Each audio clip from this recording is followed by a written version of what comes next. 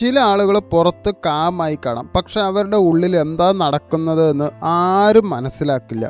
അവർ ചിരിക്കും, കെയർ ചെയ്യും, നോർമലായി സംസാരിക്കും, പക്ഷെ മനസ്സിൽ വലിയ സീക്രട്ടുകൾ, ഓവർ തിങ്കിങ്, ഡേഞ്ചറസ് ആയിട്ടുള്ള ഒബ്സർവേഷൻ.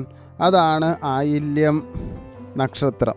ആയില്യം നക്ഷത്രക്കാർക്ക് ആളുകളെ ഒബ്സർവ് ചെയ്യാനുള്ള പവർ കൂടുതലായിരിക്കും. ആരാണ് ഫേക്ക്, ആരാണ് ജലസ്, ആരാണ് യൂസ് ചെയ്യുന്നത്, ഇവരെല്ലാം സൈലൻ്റ്ലി മനസ്സിലാക്കും. ഇവർക്ക് മിസ്റ്ററി നാച്ചുറലി ഇഷ്ടമാണ്. സൈക്കോളജി, സീക്രട്ട്, മൈൻഡ് ഗെയിംസ്, കൂടോത്രം, ഹിഡൻ ഇമോഷൻസ്. പക്ഷെ ബിഗ്ഗസ്റ്റ് പ്രോബ്ലം എന്താണെന്നറിയോ? ട്രസ്റ്റ് ഇഷ്യൂ, വിശ്വാസത്തിൻ്റെ പ്രശ്നങ്ങൾ.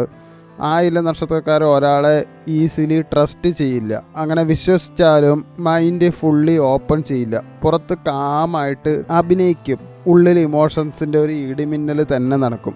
ഇവർക്ക് ഒറ്റപ്പെടൽ വളരെ ഡേഞ്ചറാണ്. കാരണം ഒറ്റപ്പെട്ടാൽ മൈൻഡ് ഓവർ തിങ്കിങ് ഇങ്ങനെ തുടങ്ങും. ഒരു ചെറിയ വേർഡ് പോലും ഒരുപാട് ആനലൈസ് ചെയ്യും. ഒരു റീപ്ലേൻ്റെ ടോൺ പോലും നന്നായിട്ട് ഇവർ നോട്ടീസ് ചെയ്യും. ഇവർക്കൊരു ഹിഡൻ പവർ ഉണ്ട്, മാനിപ്പുലേഷൻ മനസ്സിലാക്കാനുള്ള കഴിവുണ്ട്. അതുകൊണ്ട് ചിലപ്പോൾ ആളുകൾ ഇവരെ മിസ്റ്റീരിയസ് അല്ലെങ്കിൽ ഡേഞ്ചറസ് ആയിട്ട് ഫീൽ ചെയ്യാം. മെയ് മാസം ആയില്യം നക്ഷത്രക്കാർക്ക് മെൻ്റലി ഭയങ്കര എക്സോസ്റ്റിംഗ് ആയിരുന്നു.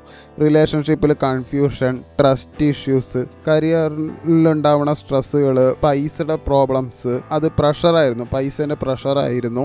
പുറത്ത് കാമായിട്ടുണ്ടായിരുന്നെങ്കിലും ഉള്ളിൽ ദേഷ്യം ഇങ്ങനെ വല്ലാതെ കൂടി. ചിലർക്ക് വിശ്വാസവഞ്ചന ഫീൽ ചെയ്തേക്കാം, ചിലർക്ക് എന്നെ ഉപയോഗിക്കുന്നു എന്ന ഫീല് വന്നിരിക്കാം. പക്ഷേ ജൂൺ മാസത്തിൽ ആയില്യം നക്ഷത്രക്കാർക്ക് ഒരു എക്സ്പോഷർ മന്ത് തന്നെയാണ്. കരിയർ സൈഡിൽ ഹിഡൻ ഓപ്പർച്യൂണിറ്റീസ് വരും. റിസർച്ച്, സൈക്കോളജി, ടെക്നോളജി, മീഡിയ, ഇവയിൽ ലക്ക് ആക്ടിവേറ്റ് ആകാം. വർക്ക് പ്ലേസിൽ പൊളിറ്റിക്സ് കുറച്ച് ഡേഞ്ചർ ആയിരിക്കും. ഫേക്ക് സപ്പോർട്ട് കാണിക്കുന്ന ആളുകളെ ശ്രദ്ധിക്കണം. റിലേഷൻഷിപ്പിൽ സൈഡ് ഇൻറ്റൻസ് ആണ്. പൊസസീവ്നെസ് കൂടും, വിശ്വാസത്തിൻ്റെ പ്രശ്നങ്ങൾ കൂടും, അതായത് ട്രസ്റ്റ് ഇഷ്യൂ ഇൻക്രീസ് ആവും, ഒബ്സസീവ് അറ്റാച്ച്മെൻറ്റ് വരാം. സിംഗിളായവർക്ക് ഒരു മിസ്റ്റീരിയസ് അട്രാക്ഷൻ ഉണ്ടാവാനും സാധ്യതയുണ്ട്. കമ്മിറ്റ്മെൻ്റ് ആയവർക്ക് സൈലൻ്റായിട്ട് അടികൂടും, ഇമോഷണലി ടെസ്റ്റ് ചെയ്യും.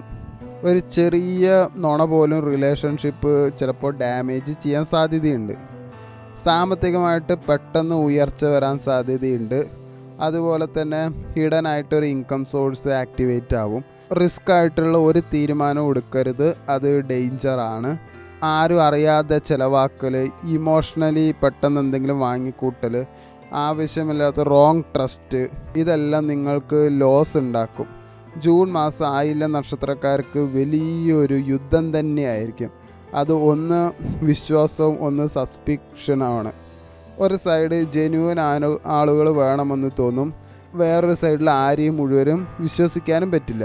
ആയില്യം നക്ഷത്രക്കാർക്ക് ഒരു ഹിഡൻ ഫിയർ ഉണ്ട്. ആരെങ്കിലും എൻ്റെ വീക്ക്നെസ് യൂസ് ചെയ്താലോ എന്നൊരു പേടി നന്നായിട്ടുണ്ട്. അതുകൊണ്ട് ഇവർ ഇമോഷൻസ്, നിങ്ങളുടെ വികാരങ്ങളൊക്കെ നിങ്ങൾ മറച്ചു വയ്ക്കും. മൈൻഡ് ഗെയിംസ് സൈലൻ്റായിട്ട് കളിക്കും. നിങ്ങൾ പുറത്ത് സോഫ്റ്റായിട്ട് തോന്നാം, പക്ഷെ മനസ്സിൽ ഒരു ഡേഞ്ചറസ് ലെവല് ഡീപ്പായിരിക്കും. പുറത്ത് സൈലൻ്റ്, ഉള്ളിൽ വിഷം. അതാണ് ആയില്യം നക്ഷത്രം.